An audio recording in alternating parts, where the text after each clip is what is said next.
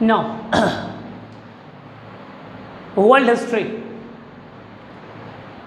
Under world history,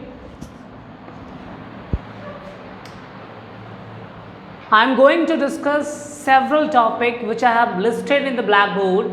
The very first one is philosophy regarding the First World War 1914 to 1918. Second, beginning of the First World War 1914-1918. Third one is role of United States of America in First World War. Fourth point is causes of economic growth of USA during First World War. And the fifth one, year of Great Depression 1929 and 1923. And the last topic under this part is New Deal of United States of America. But today I am just going to discuss about the philosophy regarding the First World War of 1914 to 1918. As you all knows that First World War began in June 28, 1914 and marked the beginning, and this marked the beginning of the First World War, and it was called off on 11 November 1918 with a peace treaty, and that treaty was called as the Treaty of Warsaw. Now, first of all, philosophy regarding the First World War. Frantic competition among European power marked the late 18th century and early 19th century. Now, before understanding this line, you all have heard as well as read that there was a great competition in Europe. There was a great competition in Europe regarding the expansion of territories and getting more wealth from that particular continent. By that time, if we think about the late 19th century and the beginning of the 20th century, what we find, हमें वहाँ पे क्या मिलता है?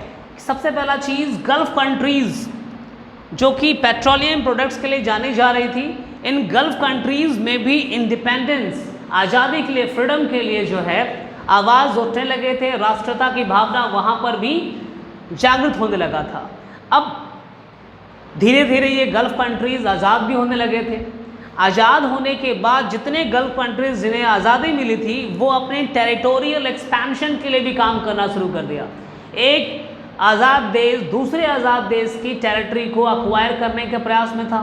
वहीं दूसरी तरफ जो कैपिटलिस्टिक कंट्रीज़ थी यूरोप कॉन्टिनेंट के अंतर्गत में, जैसे ब्रिटेन, फ्रांस, जर्मनी, ऑस्ट्रिया, ये सारे देश भी जो हैं इन गल्फ कंट्रीज़ के टेरिटरी के को यूटिलाइज करने का प्रयास भी कर रहे थे, उसे कंट्रोल करने का प्रयास कर रहे थे ताकि वहाँ पेट्रोलियम प्रोडक्ट जो रिसोर्सेज हैं उन रिसोर्सेज का वो अच्छे तरीके से प्रयोग कर सके।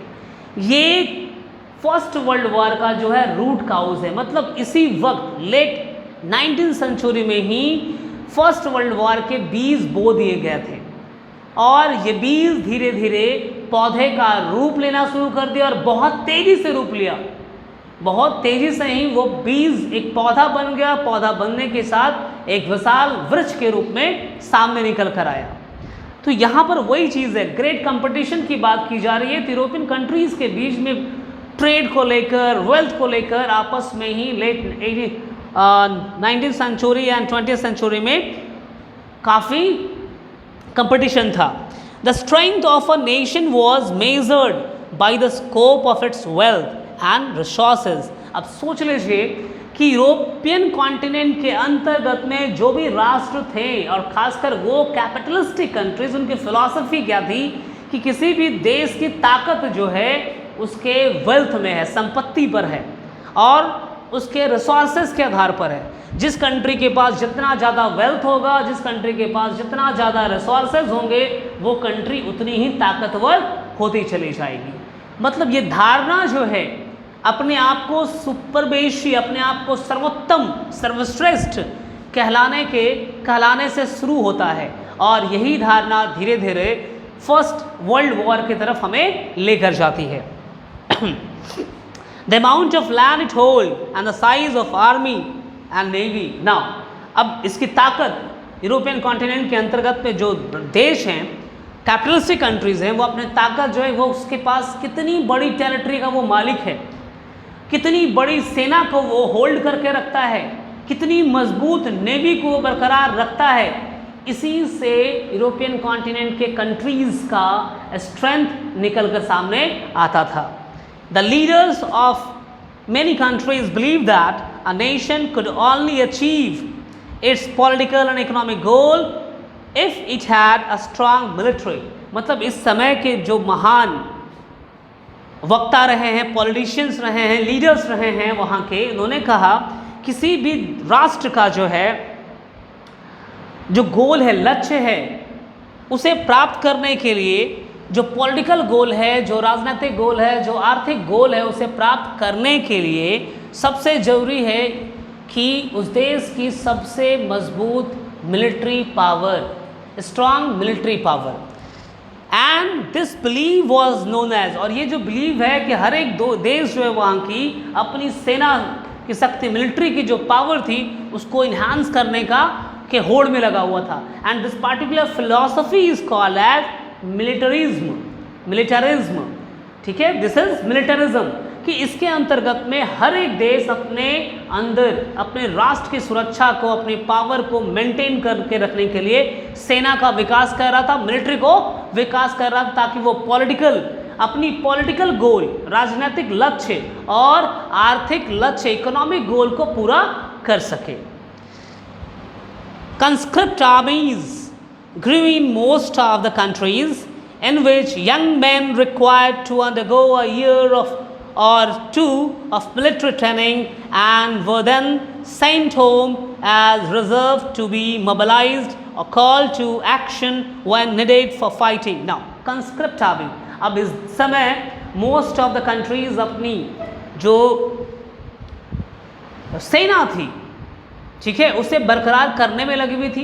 यहाँ पर क्या हो रहा था कि बहुत सारी कंट्रीज़ क्या कर रही थी, लार्ज नंबर ऑफ रिक्रूटमेंट कर रहा था और अपने लोगों को साल भर के लिए और 2 साल के लिए मिलिट्री ट्रेनिंग पहले उसे दी जाती थी और उसके बाद उन्हें वापस उनके घरों में भेज दिया जाता था।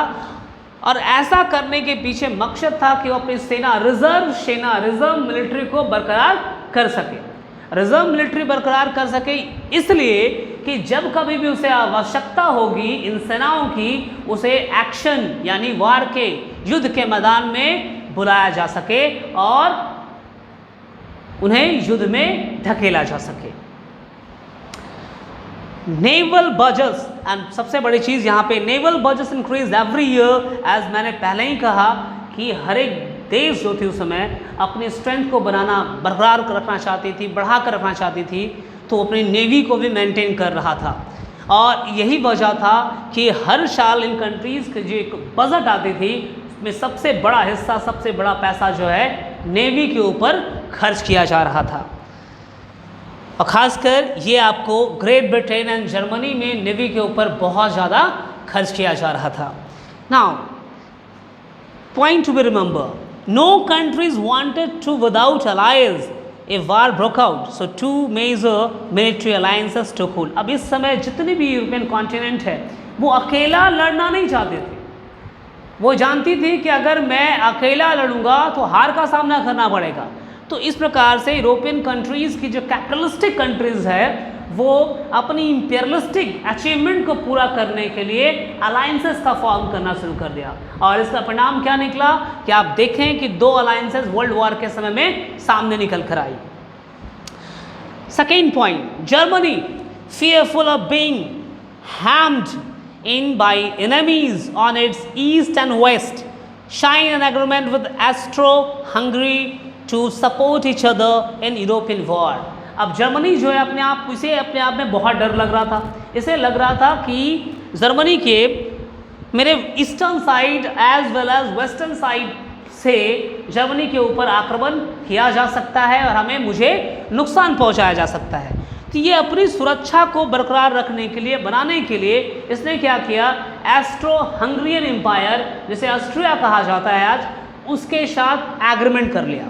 अब एग्रीमेंट में इन लोगों ने क्या किया, एक दूसरे की सपोर्ट करने की बात की कि अगर यूरोपियन वॉर छिड़ता है तो हम दोनों एक दूसरे का क्या करेंगे, सपोर्ट करेंगे, सहायता करेंगे और मिलकर इस युद्ध में लड़ेंगे।